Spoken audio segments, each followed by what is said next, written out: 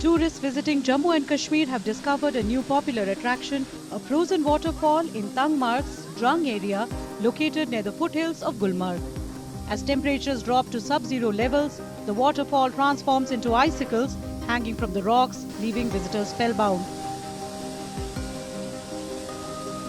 I was shocked basically because I have never seen this scenario before in my life, and I was like कि speechless के मतलब कोई word ही नहीं है कि मैं इसको कैसे डिस्क्राइब करूं।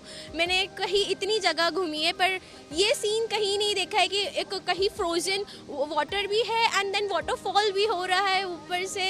It's like wonderful, magical, no words. Drung is roughly 15 kilometers away from the ski resort, and visitors eager to explore new areas do not mind covering the distance to see the frozen wonder.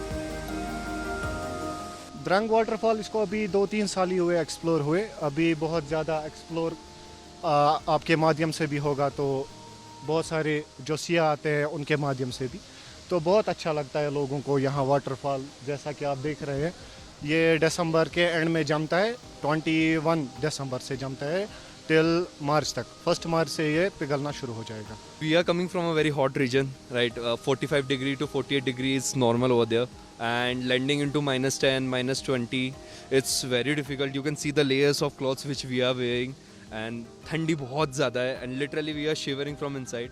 But the energy to zeal to explore this view and the eternity, that keeps us warm. हमने जो अभी तक जो places explore किए हैं, सबसे ज़्यादा मतलब ये कुछ अलग ही लगा कि पानी भी बह रहा है और वाटर मतलब स्नो भी है।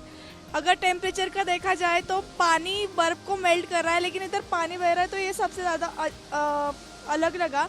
बाकी जगह स्नो वगैरह स्नो आ रही है ऊपर से, वो तो हमारे लिए बहुत अलग था क्योंकि हमने अभी तक ऐसा कहीं नहीं देखा था।